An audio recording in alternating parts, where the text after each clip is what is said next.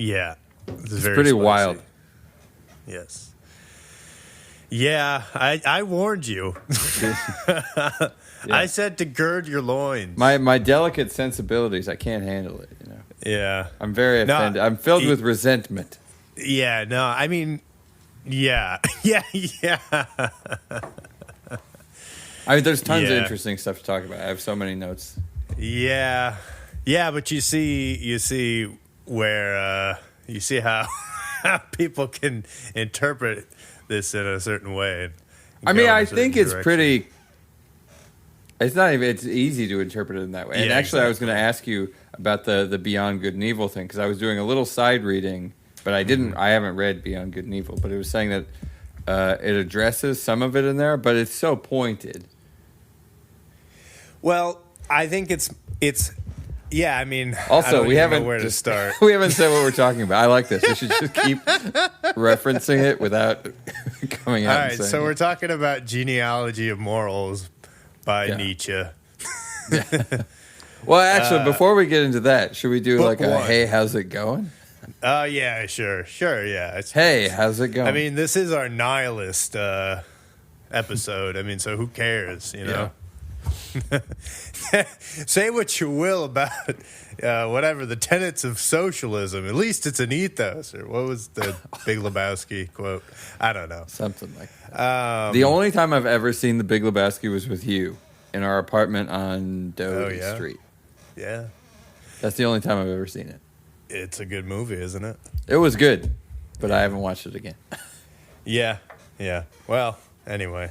But yeah, no, I mean, yeah, I'm doing okay. That's good. Yeah, how are you doing? I'm fine. That was a cool Sunday night. Was cool when Gary Clark Jr. showed up. Oh yeah. So what happened? It's the Blues Jam here at Friends Bar, and he's been hanging out there a lot, and so he just showed up and got up on stage and played and hung out for a bit. Wow. No, that is awesome. It was cool because he was on the side with my amp, and I was like, cool. It was pretty funny because one of the other Blues Jam guys had just been saying I had a shitty amp. I was like, it's definitely not a shitty amp. That's a good amp. And then Gary Clark Jr. was like, I want to play on that one. I was like, fuck. What a weird thing to say. Like out of nowhere they said that? No, it was so the house, one of the guitar players in the house band's amp died. Like he blew a tube or something like that. Yeah. So I was like, I have mine in my car. I can go get it. And I brought it up, and it's a Reverend, so it's not a Fender. It's like a lesser known brand. Mm-hmm. But Gary Clark Jr. showed up, and he was like, don't play on this amp. Play on the Fender over there. It's like, dude, it's a Reverend amp. They're good amps. What are you talking about? Yeah. Huh. Well, that's funny. Yeah. Well, and that's cool though. Yeah. He's so good. He's crazy. So good. Would there have been if like you had been on the stage at that time? Could it have been you playing with him? Because I didn't know people playing. It just I'd already played, so it was just kind of how it worked out. Just a random thing. Yeah. Yeah. No, yeah, that's cool. That's cool. Very cool. Yeah. But yeah, he's an extremely good guitar player. Like watching him solo, you're like, damn. Yeah. He's free. I mean, this is the thing I've noticed. Really good players, they're totally free to do whatever they want. They're not encumbered. Mm-hmm. They're not stuck. I know what you mean. Because I definitely have that issue. Where me too. You're overthinking your movements too much when you're improvising. Or they're too much muscle memory and you're just like playing a scale up and down or something. And it's like, that's not what he's doing at all. Mm-hmm. Yeah, like Hendrix. I mean, Hendrix same thing. Is so good. Yeah. Yeah. Oh well. Well. Yeah, no, I'm trying to think. Nothing cool happened with me this week. I've still been reading Foucault on. Oh, nice. Cool. I'm doing his Birth of the Clinic. It's interesting. Nice. Yeah, I mean, and you can really see the influence that Nietzsche has on Foucault, I think, and really, like all the philosophers, obviously, that came after him. I feel like it's good that we read Foucault first. Mm-hmm. Because Nietzsche feels like a whole other level of intellect. Yeah. Like, I don't know, reading this, it's like, whoa, this guy thinks very, very deeply. Yeah, well, he was like a little bit of background about him. He was a philosophical wunderkind in a way. Like, he was a really young professor. Like maybe one of the youngest professors. A wonder kid? A wonder kid, a wunderkind. I was just trying to, Yeah. It sounds a little less silly in German. Yeah. Yeah. Prodigy. But so he was just really good at philosophy. Nice. He was really well read, but I guess that guy's awesome at philosophy. He was also technically a philologist, so he had he was specialized and really learned in languages and ancient languages. So that's why when we're reading this, the Genealogy of Morals, the first book is what we're talking about today. He uses a lot of his arguments, maybe all of his arguments are based off of the language, the etymology of the words and stuff. Yeah. And I think that's just sort of goes to show that's what his strong suit is. And yeah, you're right. He just knows philosophy so well. He knows all the, and he sort of also talks about that almost overtly in his works about how he's sort of like the philosopher to end all philosophy. Yeah. I don't know. Yeah. Yeah. I mean, honestly, reading through him again, I like him less than I did the first time. Interesting. Yeah. That's interesting. I mean, I don't love him. I just think that he's a very deep thinker. Yeah. He's very complete, and he kind of reminds me of Ayn Rand, actually. Yeah. I mean, actually, his whole thing about nobility versus priestly, noble people versus priestly people is similar. Ayn Rand has a whole conception of Attilas and witch doctors. Oh. Which is similar. Attilas? So like Attila the Hun?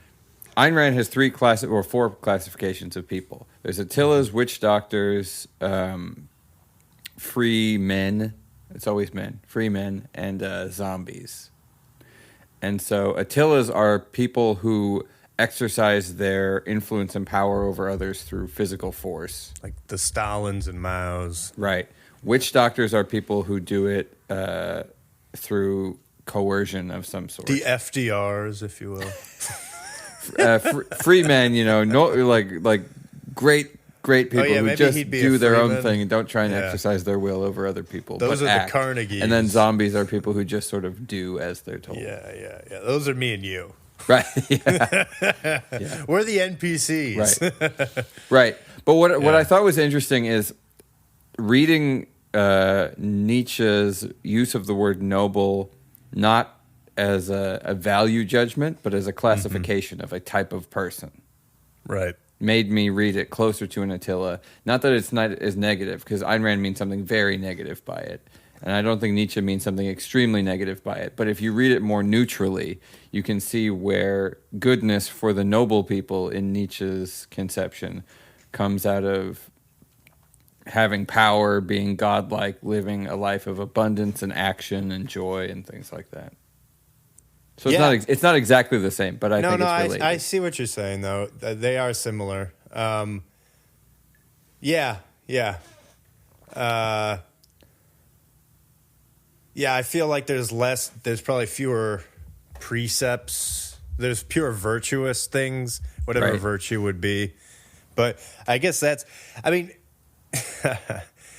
it's whether to go into this. I mean, this is, I would say, really the take home for the Nietzsche chapter, though, is that it's that the noble moral, like the Aristotelian moral, the ancient Roman moral, was the moral that you made.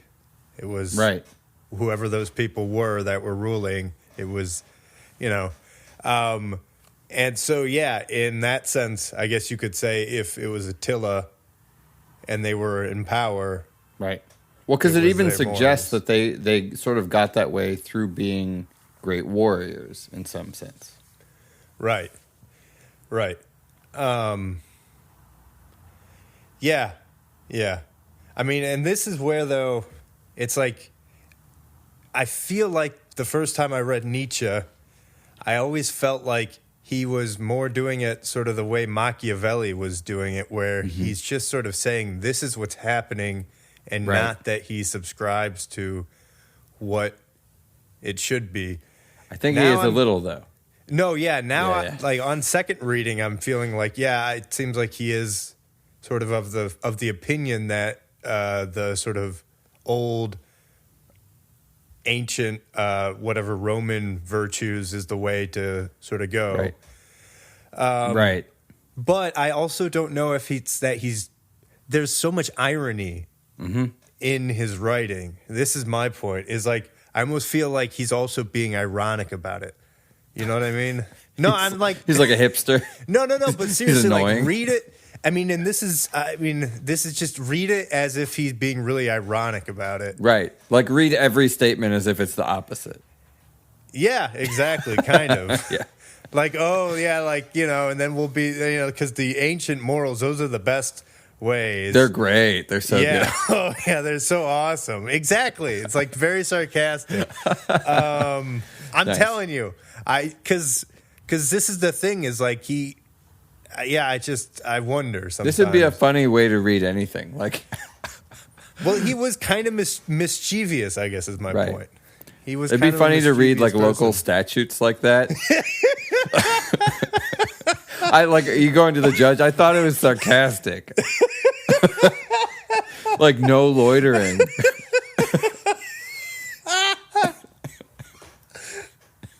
Yeah. It'd be so silly. That would be good, man. Yeah. Okay. So, like that. Yeah. How do we sum it up? It's tough to sum up because it's those numbered segments, and I wrote like little summaries of each segment. But I guess the summation is the locus. Where do good and evil stem from? And actually, it's not even good and evil. It's mostly good. Where does good stem from? And then from there, where do you find evil? I think he was saying there's been for the last 2,000 years, there's been a power struggle between the people who think who look at it as good versus bad, which was the ancient Roman sort of tradition. Sure. And then those who think it's good versus evil, who are the sort of... And actually, if we're being technical, probably evil versus good. Yeah. Because that was an interesting distinction he made about in the from the noble perspective, good is, and then bad, bad is a better word. Bad is in relation to that versus... No, I mean, he makes a point about that, though, about specifically bad, how different these words bad and evil are. Mm-hmm. So that's what I mean, is like, it's specifically, he makes it how the nobles look at their morality not as good versus evil, they look at it as good versus bad. There's almost like a utility. Right, It's disaffected. Is good the first thing you think about, or is evil the first thing you think about? Because that's what he makes that point about the resentful people, the Jews, as he likes to describe them. Well, he said it's just that they were the successful ones, but the English, but I mean the successful ones. I almost feel like what he means by Jews is like the entire embodiment of resentment throughout the world. Yeah, that I agree. It's the slave revolt, as he calls it. Right. Because, I mean, there's so many things that I wrote down about that. But from their perspective, they're placing themselves as good against evil. Evil is actually the primary. Evil is what they see, and then they choice themselves as good. So does good stem from evil, or does bad stem from good? I don't know. I guess I didn't. No, I'm not saying that's the question. I'm saying, like, to me, it's an interesting distinction. Is what is the primary? What is the sort of the locus of morality? Is it good or is it evil? Because the resentful people see evil first. They see that the slave owners are evil.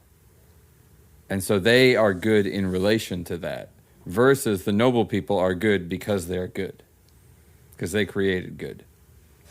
I mean, that's where I feel like that's the point, is the locus is that it just, they're using the same word good, but this is probably just a failure of the fact that we're reading a German right. I mean, I I don't think so. I think it's just saying that it's an opposite positioning. No, because I'm saying that the way that they defined good back in the day was, he went into all the Greek sort of examples of how it was like, whatever, it was noble people and stuff like that, and right. rich people and people, upstanding citizens, and the bad were the people who just were poor and stuff like that. And so it was just like the axis was different, I guess is the point. It was like a utility axis to society. Right. It was like, what's your worth to society? What have you done sort of to bring yourself up, I guess is sort of how I read it. Mm-hmm. And good now is just, though the word is the same, we use the same word, it's a different axis.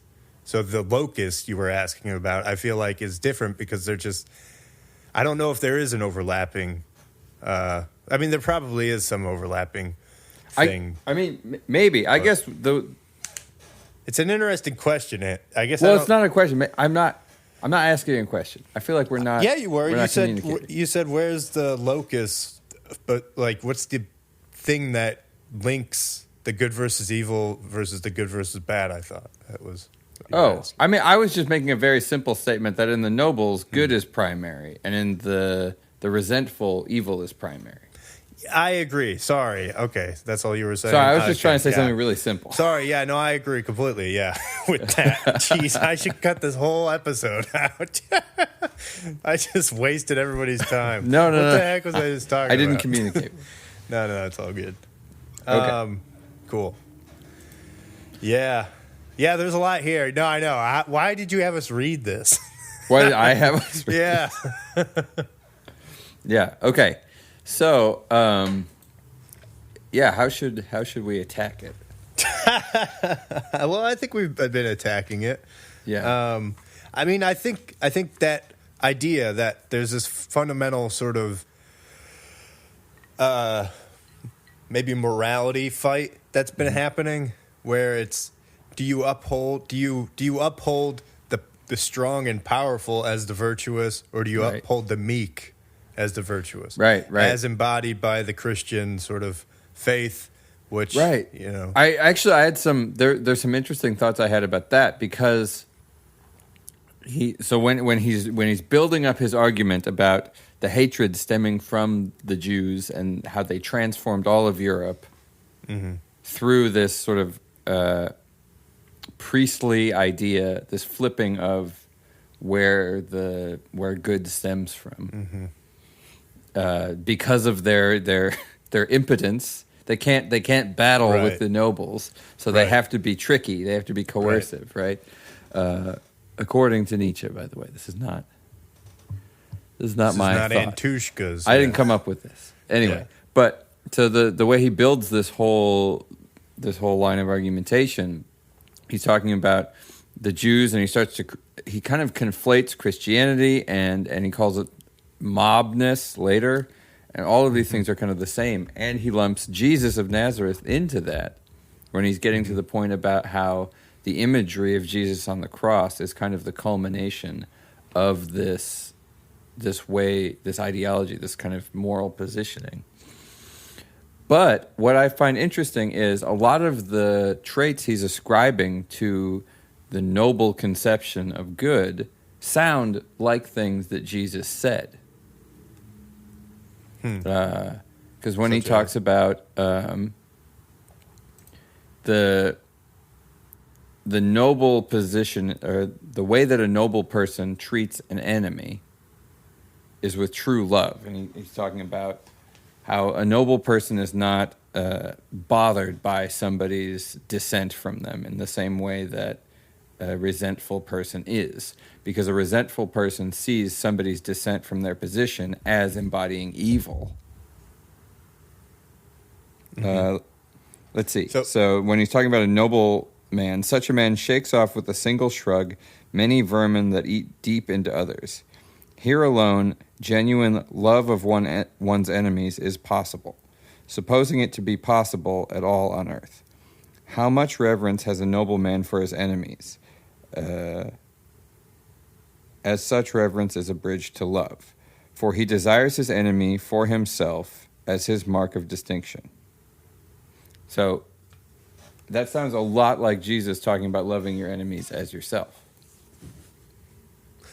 Yeah, it's an interesting idea. Because actually, I pulled up the scripture from Matthew, because what Jesus says is So this is Matthew 5:43 through 48. You've heard it was said, you shall love your neighbor and hate your enemy. But I say to you, love your enemies, bless those who curse you, do good to those who hate you, and pray for those who spitefully use you and persecute you, that you may be sons of your Father in heaven. So what's interesting about that is sons of your Father in heaven, I feel like the locus of good from a Christian perspective is God. That's where good stems from. Mm-hmm.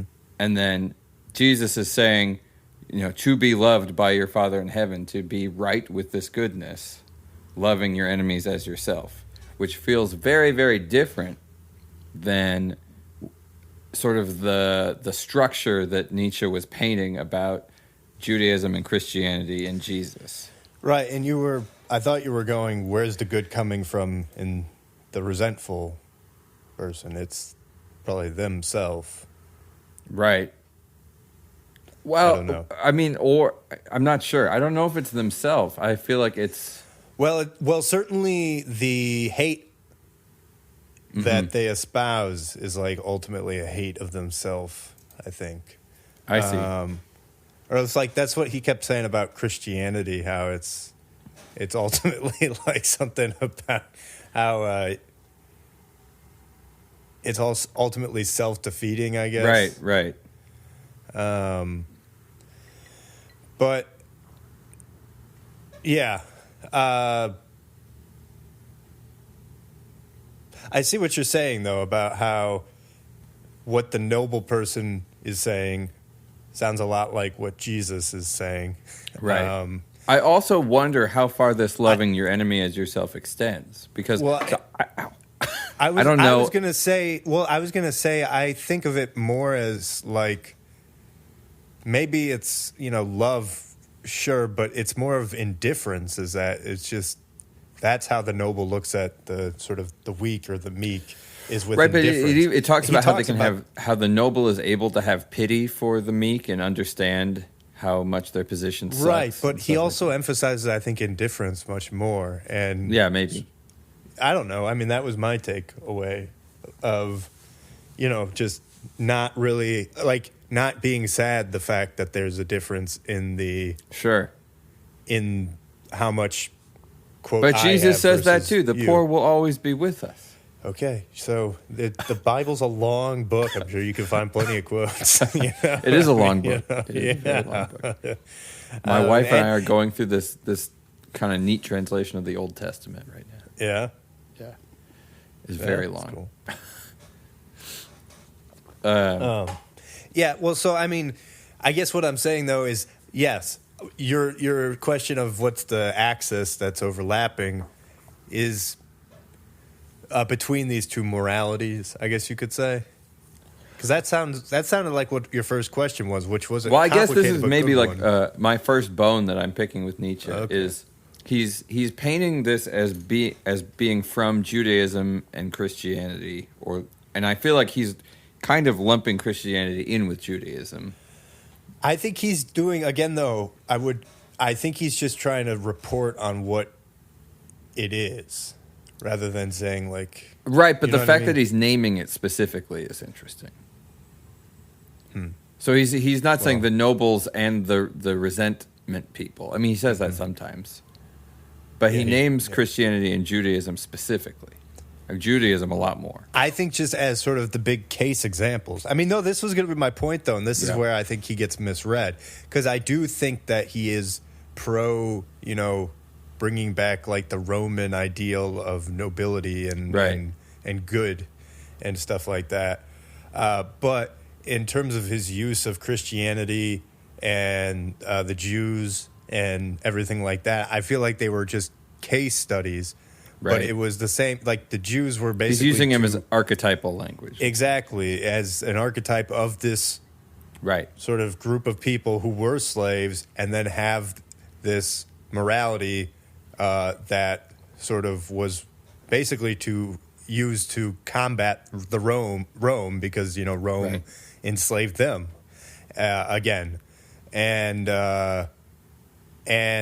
But... this revolt, this, quote, slave revolt, as he calls it, happened again in the German and English times during the Reformation. And the current sort of, you could say, plebeian mentality, as he sometimes calls it, is actually, he says, due to the English at the current time. I mean, I would argue it's always happening. Well, exactly. In various ways. No, and so that's the point, is that all of these are examples, but it's not to say that, like, there's one group that's doing some conspiring to do something. It's just this is an example of something that happened as it's happening now with the English at his time. Right. I agree. And for whatever reason, it does seem to be that when you sort of step away and look at sort of the landscape of morality, you do see these two, you could say, fundamental axes, principal components, if you wanted to be mathematical about it. The first two principal components, anyway, are being this good versus evil or good versus bad. Sure. I mean, that's probably true. And like I was saying, I think it's always happening. And I don't know, I don't remember if he addressed this, but to me, it almost seems like a natural state. That you're going to have these kind of two opposing perspectives, because you're going to in most cases, you're going to have groups of people who exist in some sense of power and feel justified in that, and then there will be people who feel oppressed by that and will feel justified in fighting against it. Mm-hmm. I mean, like all of the trope, like the angry feminist trope. That's exactly that. Right. That's essentially like a fight against slavery, right? Mm-hmm. I think it is sort of a natural state, or I think it probably does sort of represent something deep within us that always have. It's a method for power. To prefer one versus the other is almost. It's funny. I mean, I guess it makes sense, prefer what you think is the better option. But when two poles are always necessary, like if it requires good requires evil or bad to be meaningful in some sense. But this is why I'm saying, like, reading him as if he's being very sarcastic. Mm-hmm. Because it's like, I do think that he realizes the absurdity of saying, let's be the way to, we got to be like the Romans, Right. I just think that he would find that to be silly, actually. Yeah, maybe. I don't know. But I don't know him. I haven't read him enough, so I don't have a sense. Yeah, just some of his stuff. Although I don't know, though. Yeah, he's a goofy guy. He's a goofy guy. The fact that he picks Jews is interesting. I feel like it's of his time. It's not that it's anachronistic. It makes sense, but it's unfortunate. Well, no, I think it is just central to the time because of the Christian sort of root. It is the fact that Christianity came from the Jews, right? Right. The first Christians were but Jewish. I feel like he's picking the Jews as more than that. I mean, when he talks about them being impotent against the noble people, and so having to gain power through a sense of vengeance. I think he was just basically saying that there was a struggle. I mean, here we are in the remnants of the Roman Empire. Right. and there was a moral struggle that cropped up 2,000 years ago that was not just only spurred on by the Jews, but you could say front-lined by them. Sure. And then it took the form of Christianity and ultimately toppled the Roman Empire. I mean, this was Gibbon's thesis. Right. Too. Yeah,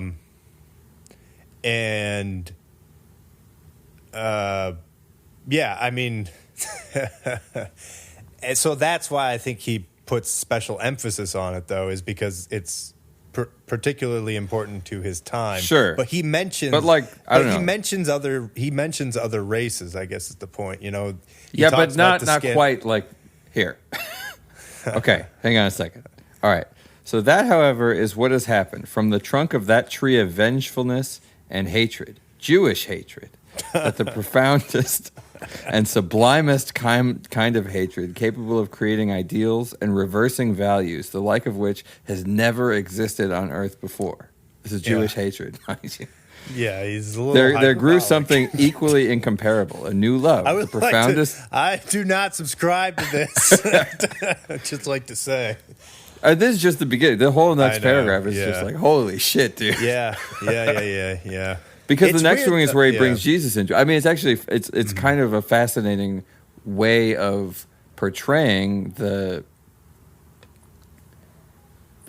gospel of love, so to speak. And I think that actually most modern Jews and Christians would way resent this and say he's flipping it on his head, and that's absolutely not what is meant. There is not vengeance built into it.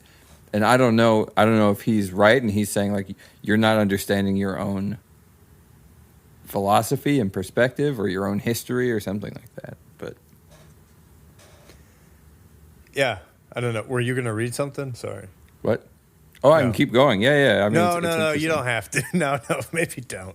Don't? Maybe don't. Well, we didn't write it. I know. Well, yeah. I mean, actually, here, I'll read a little bit going on. Okay, so this Jesus of Nazareth, the incarnate gospel of love, this, quote, Redeemer, who brought blessedness and victory to the poor, the sick, and the sinners, was he not this seduction in its most uncanny and irresistible form, a seduction and bypath to precisely those Jewish values and new ideals? This is the Jewish hatred he's talking about. Mm-hmm. Did Israel not attain the ultimate goal of its sublime vengefulness precisely through the bypath of this Redeemer, this ostensible opponent and disintegrator of Israel? And then skipping down, and could spiritual subtlety imagine any more dangerous bait than this? Anything to equal the enticing, intoxicating, overwhelming, and undermining power of that symbol of the Holy Cross, the ghastly paradox of a God on a cross, that mystery of an unimaginable ultimate cruelty and self-crucifixion of God for the salvation of man. So I think he's painting it all as like a trick. Yeah, well, I mean, he is. Again, and I'm not, I have nothing to defend here, right? In terms of Nietzsche, right? I mean, it's Nietzsche stands on his own. Right. And I mean, there's been historically talks about him as whether he was a proto-Nazi. I mean, some people think he was. I was actually listening to some YouTube videos that I really like about like lecture series. I want to give them shout outs. Michael Sugrue, but Sugrue. Anyway, nice. He does a philosophy series. It's from like the 60s or 70s. It's an old thing. But he thinks he's a proto-Nazi, Nietzsche, because of probably things like this. And also when you look at what the Nazis were trying to do, I mean, the whole Nazi salute, that was the Roman salute. Yeah, I mean, I get it in a sense. I think that where Nietzsche seems highly anti-socialism. Yeah, no, I mean, again, it's not a perfect analogy. I would say that Nietzsche seems obviously anti-Semitic, but I don't know if it's Nazi-specific. Well, and this is the weird thing, because it's also, if you read Nietzsche's Wikipedia, supposedly it says he wanted to kill all the anti-Semites. boy, that's what he was like screaming as he was going insane. So he's just a weirdo. He's just a troll in some ways, I feel like. No, that's what I'm. He's just doing it for the walls. No, I think he's showing the absurdity of everything. Is I Sure. guess what I keep coming back to about reading him ironically. I'm not trying to defend anything, and again, like there is something to be said about. I mean, Hitler obviously read Nietzsche, and I mean it's very easy to see how you could see some of the things Hitler did, and see how he might like get certain ideas to justify that. I mean, just talking about the blonde beast and everything, right? Yeah, it's like okay, you can see the traces of all that stuff. But I think there's some the again, sort of like with Foucault, is like there are things that are valuable to be brought out of Nietzsche's writing, and I think it is this sort of same. I mean, Nietzsche could be looked at as the first deconstructionist philosopher, and like really sort of telling you like, look at the language that you're using everything to discuss this with, and think about that, and get out of. I mean, examine the system that you're even examining things with. I mean, I appreciate that a lot. I think that was my favorite part of his writing. It's something I like doing a lot, and some people get annoyed with me about it, but. I like the idea of thinking about the history of the words we're using and what, ghosts of history still exist in the conception of what we're saying, even if we're not that aware of it. Right. And so the idea of good and evil, we use those words all the time. Right. But thinking about what sort of shadows from the past were being brought with those ideas, because he takes it back to the idea of good being traced back to the idea of Aryanness, blondness, lightness, that kind of a thing, and bad being traced back to the idea of darkness, dark hair, dark skin, things like that. What's interesting is it made me think of the Black Knight in medieval writings, just like the idea of darkness, black armor. And so I thought it actually probably exists before that and might be related to the idea of day and night. Right. Well, and you see what he's doing again is I think he's bringing that up not to say that this is what these are, but to say, like, look at how stupid we are. This is where our conceptions come. It was like, at what point are our language, like, just dictate? You kind of said this. It's like, at what point does the language end up just dictating the feeling, and is it completely devoid of the reality that it was supposed to be describing or something along those lines? Anyway. Maybe. Does that make any sense? It does. I'm not sure that there's like different camps that, the language you use changes your perception. I think that that's only true to a small point. I don't think that the language you use changes reality. It doesn't change reality, and it doesn't change your perception that much. I think it's more that there's things that are smuggled into our meanings that we are not aware of. Yeah, sure. I don't know. It's like a common one that I argue a lot is the word discrimination. We discriminate all the time, but in sort of common parlance, discrimination is a very bad thing. You're not supposed to discriminate. But like everything you do all day is discrimination. You decide, I want to eat a plum rather than a peach. You're discriminating with your taste at that time. Or you're trying to hire somebody, so you hire somebody who has certain characteristics and not other characteristics. That's another form of discrimination. Or you do the bad kind and you decide, like, I don't like Christians. I'm only going to hire Hindus or something like that. That's like the bad kind of discrimination. But it's all discrimination all day long. And so pretending that you're not doing the thing because you want the thing to be bad doesn't actually change that you're not doing it.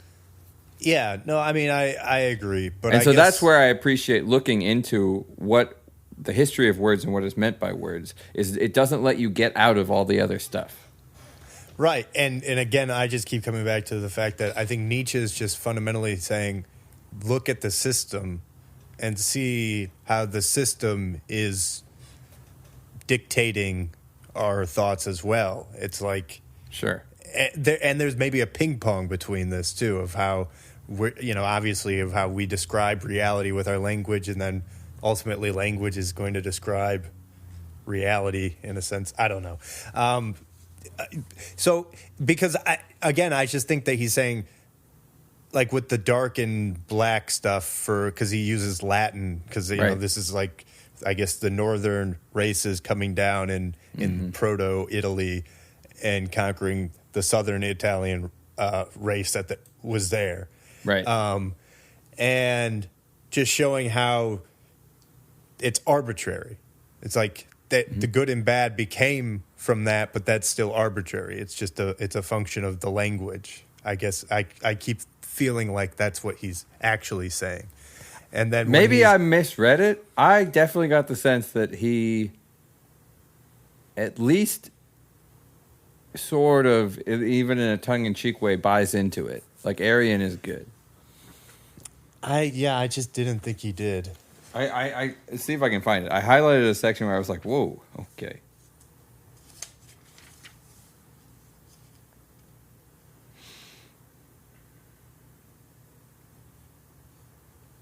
I guess I should do something. Yeah, you should do something. Do something entertaining. Juggle. Yeah. Be entertaining. I'll shout out another YouTube series. Arthur Holmes. I like this guy a lot. Nice. He's I think he's from Wheaton College. He's a philosophy professor, and he has a great history of Western philosophy YouTube series. And he does something on Nietzsche also. Nice. Not quite as negative as Michael Shagru, but nice. Okay, all right, here we go. Yeah. Let's see if this is what I thought it was. Okay. Because I think this is here we go, but I could be wrong. Oh, this was also the weird thing where there starts a parenthesis and it never ends, which drove me crazy. Okay. Yeah. So he's talking about the idea of goodness, going back to the idea of Aryanness, and how different groups of people use that same distinction, and the Celtic people also had that same distinction. Okay, so the same is true of virtually all Europe. The suppressed race has gradually recovered the upper hand again. In coloring, shortness of skull, perhaps even in the intellectual and social instincts. And then it just says stinks.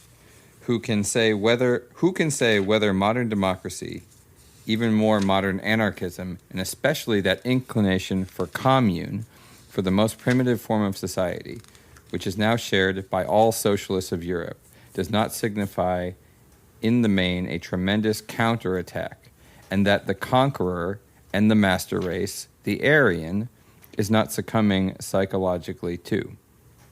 And so he talks about, and then later he brings back how the master race, he thinks, I think will rise again at some point. Yeah, but see, this is where I think he's not necessarily saying it's a good thing or a bad thing, but that it's just a dialectic thing, that it's just you have these two forces that have been fighting in history, and it's going to be... I'm curious about the translation, but if that's true, calling one of them a master race is a little goofy. Well, it's just because they are overt about it. And he talks about this honesty, too, sort of in the old sort of noble virtue. Right. Like there's an honesty about sort of living. And I think that's just why. But yeah, so, I didn't think that was as sort of positive, what you read. Sure. Of a conception of... I mean, maybe I'm over-interpreting the word master. I think it's just that he's trolling whenever he is talking about that, too. I really do. I don't know. Yeah. I keep saying this. To me, it's like it just goes... It's a pretty far troll. And so I think actually more than complimenting his master race, which he does a little bit, I feel like he's really pejorative. Can I say? Can I say I do think he was an incel? I'll just say that. So I think he does have like a lot of anger. Maybe he's just a proto Curtis Yarvin. He's not a proto. I mean, he had a really interesting social life. Like he spent years traveling in a triplet. Like it was him and this dude and this other woman. So it was, like a throuple. Like an MMF. Wow. Yeah. I mean, that takes confidence. Yeah, but they weren't. They apparently they were abstinent. So it's just like you weird. think of all the sort of thoughts of anger that you would have from that. And Like, actually, I think they were like overtly abstinent, but I think actually the woman and the other guy were, Getting it on? doing, yeah, Uh-oh. Oh, no. yeah. So it's just Poor Nietzsche, exactly. Poor guy. So just you got to read all this with that in mind too. Just Okay. like you got to read the whole Foucault. thing makes sense now. I mean, exactly. You got this guy who's very probably sexually frustrated. He's like, oh. And you know what? It's a shame. He's got a great mustache. I mean, you've seen that one picture of him. You know what I mean? Yeah. But anyway. I do think that he has a lot of anger, I guess, is the point. I also think he was, like, very sickly. And I've always questioned this of just, like, the effect of pain on our temperament is, I think, a very powerful one. I think so. And I mean, it's not to say that if you have a chronic illness, you're going to be upset all the time, but it doesn't help, Well, in a way, that's sort of that's part of his thesis, right? Because the slaves are in pain. Thank you. And it creates them to be it creates resentment. Yeah. Yeah. Yeah. Well, and that's, I guess, the point is why when I'm saying that, I don't know if he's necessarily saying that the noble virtues are good. It's just that you have this power center between these sort of overt noble people in society that will always have this sort of mentality that they create the virtue. And Right. then you'll always have this population of sort of resentful people that will always be sort of trying to connive and topple / push back against that. Right. And each one will rise to power at some point over time. And just historically, it was represented by the groups that they discussed. But they talk about, Attila and the Scandinavian, Vikings as sort of, and the Japanese as sort of embodying some of these. Right. But races. he does say that it's a bad situation when the priests have taken power. I think he's saying that they're at a point now where they're at the height of the priest sort of it's I think he's saying let's not pretend like there isn't a bad side to the priest, because I guess that's the point, is more of what he's saying is like there's an attack on the noble as if they're bad, but let's not pretend that the priests don't also have sort of this bad side, and let's not pretend that they're not both actually conniving and just trying to get power. Sure. I think that's more of what he's trying to say. I feel like he said that you end up in a really bad society when priests take over, which is what has happened. But maybe it's when when you have them at the height of their power, because again I feel like he looks at history as sort of rhythmic. Yeah, but maybe. I don't know. I mean, I have to find it again or not. But by the way, I think I'm wrong too, because I think most people think the way that you think, of just like Nietzsche has this opinion. He thinks that the noble are good, and they use sort of his book called The Antichrist as the example of this, because he basically proclaims in that how he's the Antichrist. He's meant to sort of usher in the noble rise. Is like he's the dialectic response to the sort of slave revolt, the Christian sort of mentality. But again, I think he's being a troll when he does that. That's how I read it. Of like, you idiots. I lost your audio. I know you're recording it, so we'll get it. No, I think it's just my internet. Oh. I'm sure it'll come back in just a second. It sounded great. Also, the idea of him calling himself the Antichrist is Can pretty metal. you hear me? Uh-oh. Yeah, I can hear you. Oh, You're you back. can hear me. Yeah. Yeah, well, yeah, I mean, yeah, I was just saying I don't know when you lost me, but I think It looked great. It looked like you were really hitting a point, and I'm bummed. Well, so he wrote a book that he said he was the Antichrist in, right. And I'm just saying that it just feels like he's being a troll by saying that. It was like, look, you idiots, this is obviously rhythmic, and we're obviously at a time where the priests are at the height of their power, as seen by the fact that everybody is now turning away from them. You know, like, there's so many disaffected people. God is dead. It's obviously the priests, they won, but now they're at the end. And so what we're going to see is a new power rise. It's going to be a return of the noble class. Does he know when that's going to happen? He thinks it's going. He calls it that there's going to happen in the next few years. There's going to be these, wars over this. And but I feel like the priests won. Well, I would say so, but certainly there were a lot of authoritarians that, did rise up after he wrote all this. It's true. But I think most of them were essentially priests, too. Well, yeah, I mean, there's certainly Lenin, you could make a point saying about that. He's an underground man. Because, I mean, the priest, I also think, is sort of the man from Dostoevsky's Underground Man. Notes from the Underground. Right. Anyway, but yeah, I mean, I don't know. Is any of that? So I guess you disagree. I don't know. I don't overtly disagree. The way I read it was that he's not. He's. I didn't read it that there's some insane love for this noble people. I read it that there's some intense dislike of Jews, i.e., priests, i.e., vengeful people.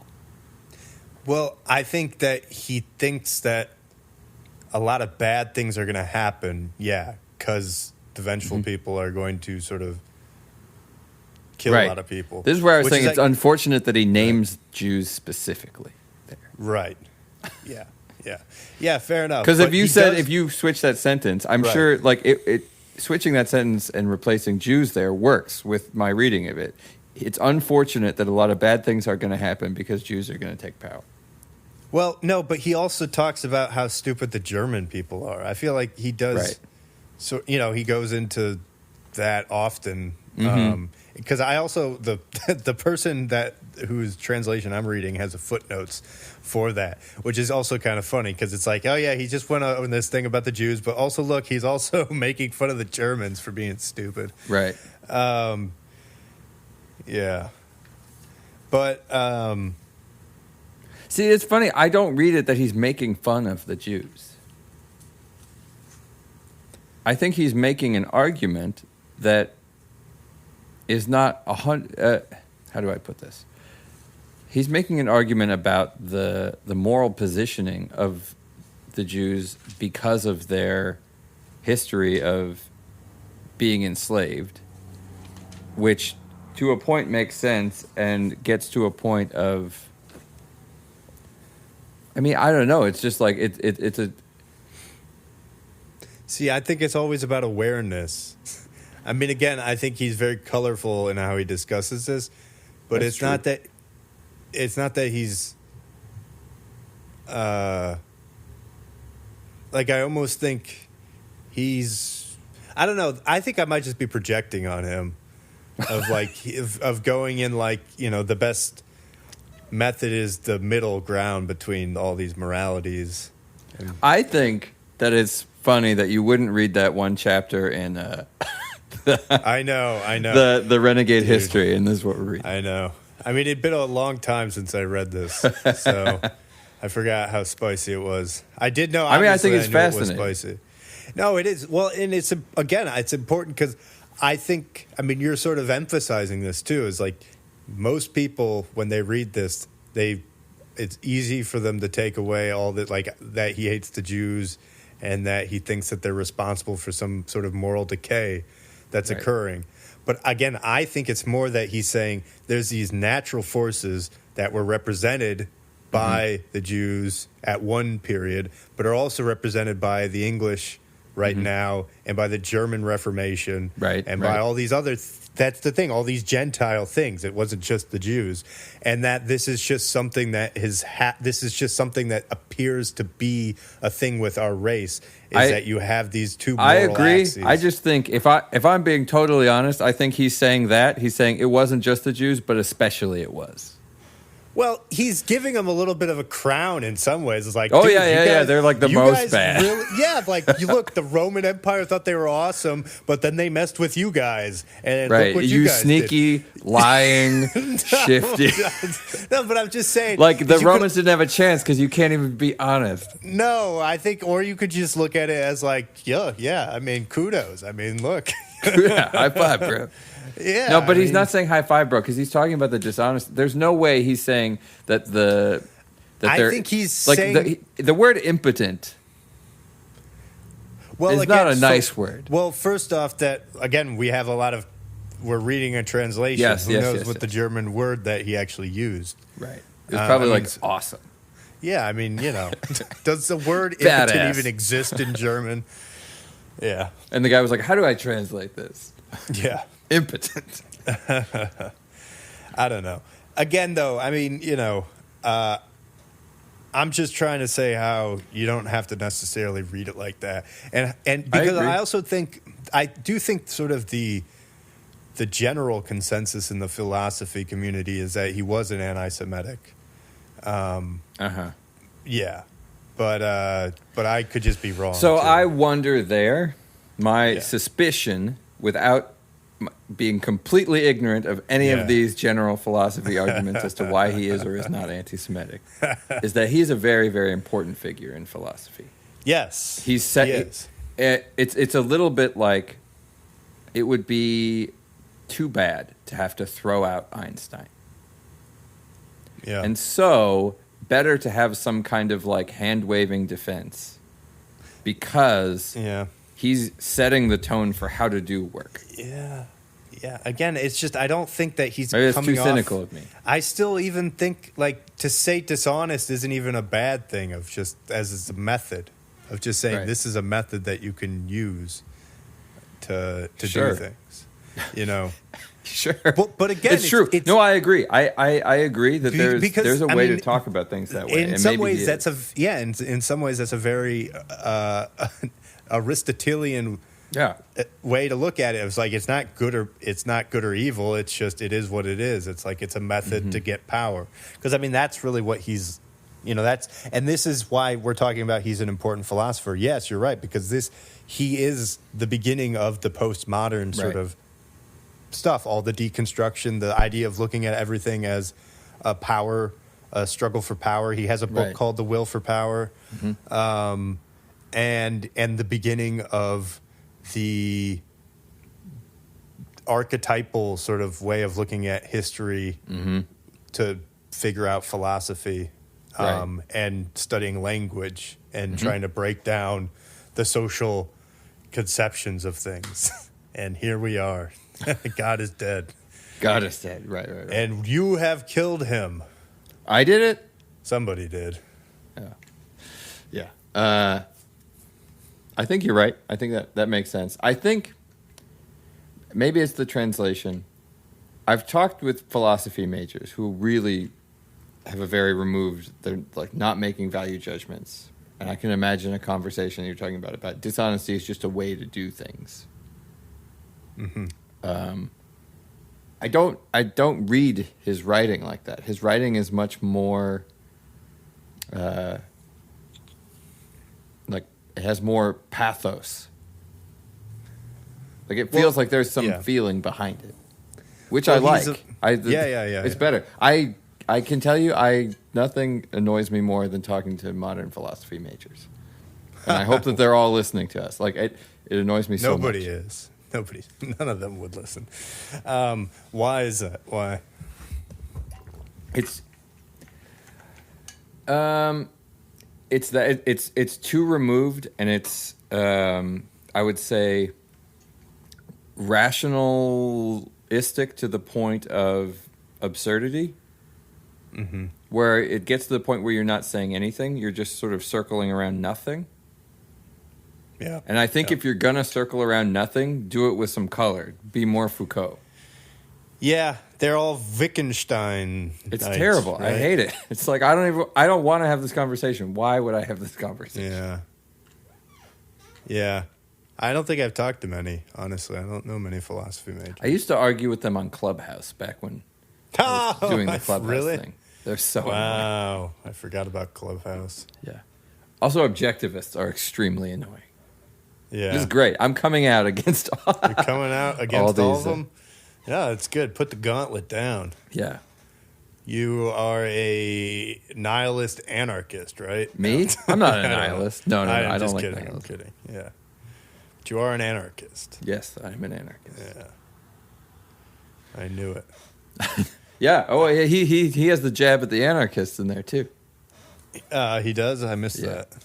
Because, so he has a little bit of Carlylean ranting in him too, which is again, whereas I feel like he's doing it in sort of like a gestury way. Sure. It's like a rhetorical. I can see that a little bit. I think he does it enough where it's like, okay, I think there's something there. He has a point. Yeah. His point is sort of it's an absurd point of like God is dead. Sort of like, look at how crazy society is. Right. Is kind of, I think, what his point is, which again is where certainly Foucault.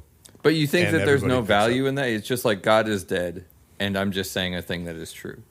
No, I think he's saying we need to reflect on this, and we're looking at things from the wrong axis, not a fundamental enough of an axis. Do you see a complaint in what he's saying? Yes. Right. He again, what I just said is we're not looking at it from a fundamental enough of an axis, which I think, in his opinion, is language and a historical perspective. Right. Because I can say there's things, there's sentiments. If I'm understanding him, it seems to me that he's saying that having a moral position based on resentment is less good than having a moral position based on action.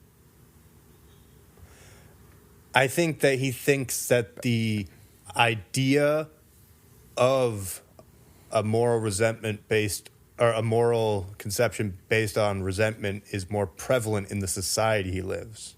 But you don't think he thinks that that's I think bad that he or thinks worse that, than other ways? I think that it's off balance and that it's going to move towards the other end by some natural force. And that's where I think he's playing with everybody.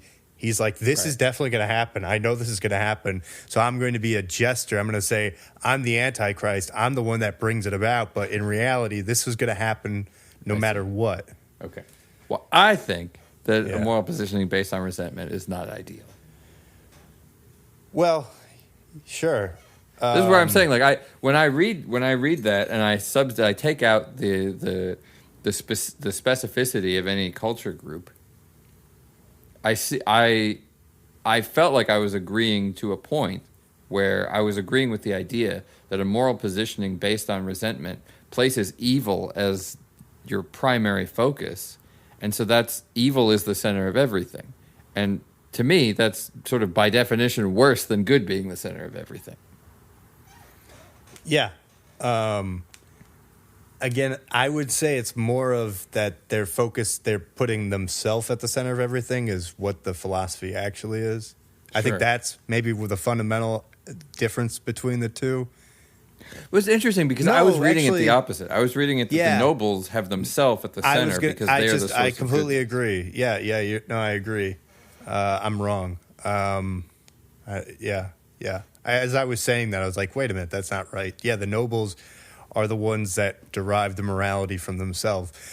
So I guess going back to your first question, I guess that might be actually what the central connection is, though, between the two, of how they're deriving good, maybe, or maybe not even good, but they're deriving he says something. That the nobles are godlike. He does this whole line of equation ending in godlike, right? Which is the source of goodness, right? God is the source of goodness.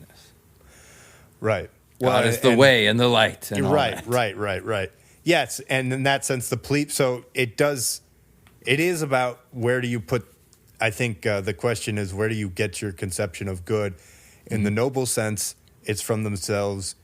In the plebeian sense, in that axis, it's from God or an outside thing. Right. Yeah. I don't know. Does that? And then I just I start to get really confused about Christianity and what Jesus is and what Jesus is talking about. Yeah. Because the meek, if God is the center, the Father is the center and the source of all goodness, where do we get to blessed are the meek? Not that that's not a nice thing to hear, that it warms our modern hearts, but this is why I think, I keep coming back to my own stuff. But this is why I'm trying to look. I look at all this more from the lens of consciousness, and I think it all becomes. It makes a little bit more sense, in my opinion. Because, I would look at the nobles, if I were looking at it with my system, Antushka, I would look at the nobles as sort of sleeping machine types of they're and the resentful people would be insomniac fiends. They're they've leaned too much into consciousness. And again, we talked about Catholicism and Christianity as a religion that leans into consciousness through the reflection. Right. That you do at the confessionals and whatnot, and thinking about your past and all your transgressions sort of makes sense from that perspective. Right. And so, Nietzsche looks at it as, I guess, this good versus bad and good versus evil. Right. And I look at it as just an axis of sleeping machines ruling everything or insomniac fiends ruling everything, and you want the middle. And so wait, how many archetypes do you have? Just two. Just two. Okay. It's a spectrum. Wow, that's nice. Yeah, exactly. I agree. Thank you. Just two. So it's a binary. Uh-oh. Mm-hmm. It's a spectrum. It's not non-binary. It's a... yeah. Yeah. Uh-oh. But yeah, I don't know. But yeah, it certainly is spicy, but we'll see where he takes it. Because again, he might, you don't know where he's going with this. Yeah. Is there going to be a surprise ending? Yeah, it'll be and we all got along. And we all got to be oh, that's nice. A happy we really should have read The Case of Wagner. I mean, he has all this... He was friends with Wagner. As in Ricard? Yeah. Nice. Yeah, I mean, he was a contemporary of him. I think he was better friends with his daughter even, or something. Or wife or something. I don't know. Did they also not get it on? Maybe. Dude, this guy... Yeah. Well, and then you could start to see where Foucault's talking about how, because Nietzsche spent the last moments, years of his life in an asylum. Right. And so then you could see Foucault's talking about how, so society locked up this beautiful, crazy person who was writing about the Jews and everything like that. Right. I mean, Foucault was probably getting it on. Foucault was getting it on. Oh, yeah, for sure, dude. Yeah. With people he should not have been. Well, I don't know. Allegedly. Right, allegedly. Right. I don't know. Yeah. Yeah. This was exciting. This is my favorite chapter we've read so far. Really? Yeah. Wow. It's the most thought-provoking. It's very thought-provoking. Mm-hmm. Yeah. Well, I'm That's glad what I you was liked saying. it. He thinks a lot, and I don't know. I mean, it's way better than Curtis Yarvin. Curtis Yarvin is confusing, and he just talks and talks and talks, and it's what the hell are you talking about? Well, that's why it's I think you have to look at Curtis Yarvin from the perspective of he's a grifter, and he says this all the time. That's funny. He's a grifter, and so if he's disjointed, it's because he is just sort of churning stuff out because he's trying to make money. I mean, I do think that there's... But he does say the same thing a lot. If you listen to three podcasts with him, yes. He says kind of the same thing 3 times in a row. Yes. Yeah. Yeah. So he's not totally improvising. No, he's not. I mean, yeah. No, but I'm talking about his writings more. I see. Of just Substack and stuff like that. That's really weird. That's a strange place to be just improvising. Not be improvising in the spoken word, but to be improvising. Well, improvising isn't the right word because obviously there's a sense of, you're writing stuff down. It's harder to, quote, improvise because you have a lot of ability to edit. Right. But it's just the idea of you're putting stuff out regularly and you have some sort of requirement to put something out regularly, you're going to be a little bit more freeform and less guarded, you could say. Yeah. So that's all I'm saying. Yeah. I don't know what I'm even saying anymore. All I'm saying is that I think he's also sort of a mischievous sort of character, and that he's like a little bit of tongue in cheek in his writing. Is all I'm saying. Is like which is what sort of makes him sort of fun. Is because he breaks the fourth wall or whatever it is a little bit. I mean, it wasn't my image of Nietzsche at all. I imagine a much more sort of standing upright, speaking directly. Oh, I was talking about Curtis Yarvin. No, I know, but I see a corollary between them. Like reading Nietzsche. Well, and certainly Nietzsche. When you say sort of mischievous. like a trickster in a way. Yeah, no, I agree. Nietzsche's the same way. Yeah. I mean, Nietzsche, but yeah, definitely, obviously it wasn't what I was expecting. Bigger. Yeah, I mean, well, and that's, I was going to say that too, and that's another thing I think a lot of people are surprised about that I was, and you could correct me if I'm wrong, but I was struck by how good of a writer he was. It's like it was kind of fun to read. Even though it was confusing sometimes, he's like, he does have sort of a flowing way. Yes. Do you agree with that? I don't know. Yeah, very. Yeah. It was fun to read. It took me a little while. The beginning was a little.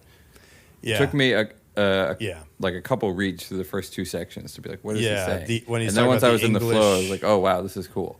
The English philosophers. I want to know who he's talking about. He's being so like punchy. Dude, he's talking about James Mill and like Coleridge. He's talking about all my boys. Because he's talking about like the associationists who are sort of trying to get at the history of morality, and they're doing it from sort of the lens of, I think, conscious. They're doing it from my perspective, honestly. Right. From the I liked his jab at the medical establishment. That was good. That made me happy. Yeah. You would. And I'm trying to find. I have one note where I just wrote "whoa." Here we go. Let's see. Where do I start reading this? Because it's pretty wild. So he's talking about the noblemen as rounded men, replete with energy and therefore necessarily active. That happiness. He's talking about how noblemen achieve happiness. That happiness should not be sundered from action. Being active was with them necessarily a part of happiness. So immediately that reminds me of the proto-libertarians like Rose Wilder Lane about how action is itself a glorification of God, because God gives you the power to act and think and have will. Therefore, action is a glorification of that. Okay. All very much the opposite of happiness at the level of the impotent. This is the other group, the vengeful group. The oppressed and those in whom poisonousness and inimical feelings are festering, with whom it appears as essentially narcotic, drug, rest, peace, Sabbath. That's an interesting choice of word there. Slackening of tension and relaxing of limbs, in short, passively. The reason I wrote "whoa" is I think about how much we talk about rest and relaxation and vacation in the modern world, and how much we rely on drugs and drinking, and every weekend is a chance to go out, and everything in our life is seeking passivity. Mm-hmm. We are like actively seeking passivity.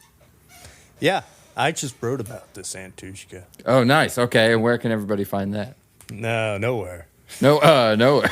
But I agree. I mean, yeah, I think it's because of you're trying to turn off consciousness. Yeah, you do it with alcohol and stuff like that because existential dread, essentially. Nice. But yeah, I mean, I see what you're saying and I mean, do you agree with that conception of nobility as, because I look at him as saying there are people who are more conscious than others, who sort of go and actualize and sort of take charge of their life and sort Right. of Well, affect. it goes back to the consciousness stemming from God. The nobles are the godlike ones. Sure. Yeah. They're closer And- to God, so they're more conscious. They're more conscious, yeah. And yeah, the plebeians are the plebes, like us, you and me. Right. We're less conscious. But this is where I think the reason they get confused and it's confusing is because it's when you don't look at it from the lens of consciousness, it's like the people who are the resentful ones are just the ones who are very conscious but aren't, successful at it, I guess you could say. Or they're not strong or whatever it is. I don't know. They're impotent. They're not actualizing it in the setting of the time, I guess you could say. Sure. Because I guess from my conception, it would be that in a society where the impotent reign, which is what I guess Nietzsche is saying. And also remember, he's living in a time where Germany was feeling very impotent. They had just gotten their butts kicked by Napoleon, right? Mm-hmm. And like lands, taken, and then Bismarck came and was giving them a little bit of a national lift, but it was all on the back of these defeats. Like they were sort of at a low point. Mm-hmm. So I don't know. I'm ranting now, but I don't know. I'm just saying. I don't know what I'm saying. Well, I mean, the other way of putting it that's Yeah. sort of anti his conception, what I think of is, of course, the people in power seek activity because they are not the ones having to labor. Like, if you think about it from almost a Marxist perspective, the slaves have to labor. Of course, they're seeking passivity because their entire life is forced activity. Mm-hmm. And those in power are seeking activity because they have no labor. That's their only method of laboring is activity by choice. See, to me, this is all like what you're saying. These are descriptions of sort of natural tensions that exist in societies. Right. Whether you're talking literal slaves or not. Right. Well. Yeah, no, and I mean, and that's why I was making the point about the society he was living in as sort of an impotent one, and to be careful with that is, I guess, what I read his works. Yeah, more is as. he a vengeful impotent priest? I think he is. He's trying to raise the alarms to the danger and destruction that sort of feeling can bring. Right. And again, because he's living in this time where Germany was coming on the backs of defeat and starting to rally themselves and unify and become Prussia and, and wear pointy hats. And I mean, that was anyway. And so all these bros were getting Germany, F yeah, save the, and they were Hessian. They had Hessian roots. Dude, people hire us to go fight wars. That's how, awesome we are. And so anyway, and so all that spirit I feel like was just alive, and so that's why he was saying it was bad because that was the predominant spirit at the time. But it was more of just saying, be careful.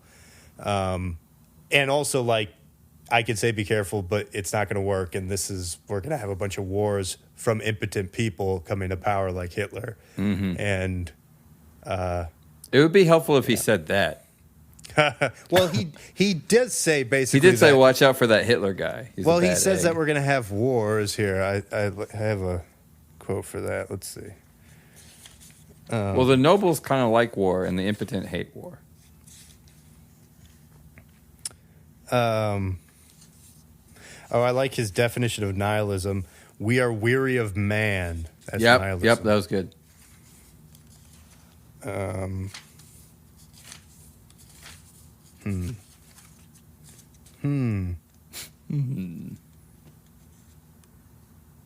Oh, I have to do something fun now. I have to juggle. Yeah. I have to vamp. I I think what I recall about the war part was he was saying that nobles like war essentially because they are good at war or they achieve their power through war, and that the priestly or the vengeful dislike war because they are not good at it.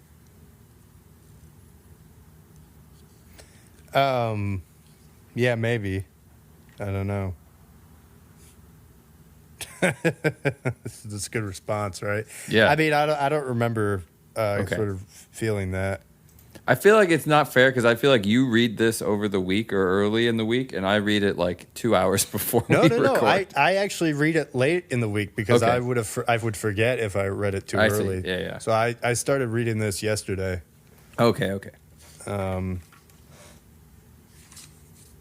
Yeah.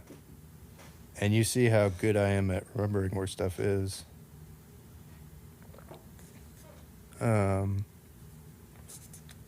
Yeah, well, it doesn't matter. Ba-da-ba-ba-da-ba. Okay, who cares? Yeah. If you find it, we can also start next session with it. Nah. Nah. Meh. Who Meh. cares? Who cares? All right, so the next essay in the book is Guilt, Bad Conscience, and the Like. Yeah.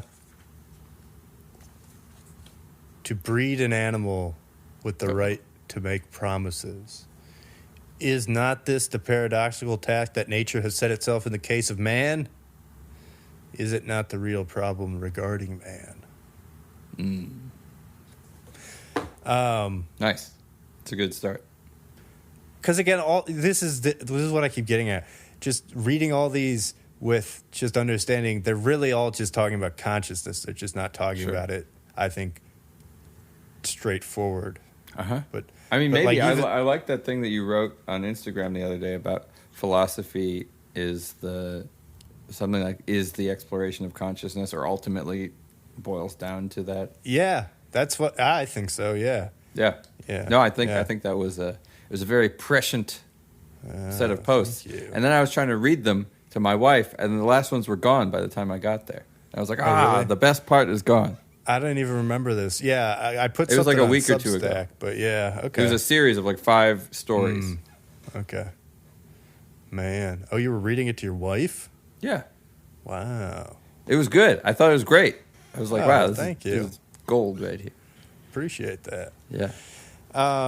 Yeah, no, I mean, this, like I said, this has helped me clarify a lot of thoughts that I've had about sort of the mind over the last 3 years. And even just Nietzsche, right? I mean, he's kind of Humean in a way. What did you say? Humean. Oh, David Hume. I thought you were saying human in a really weird way. Yeah, no. I'm being pretentious. I see. Yeah, and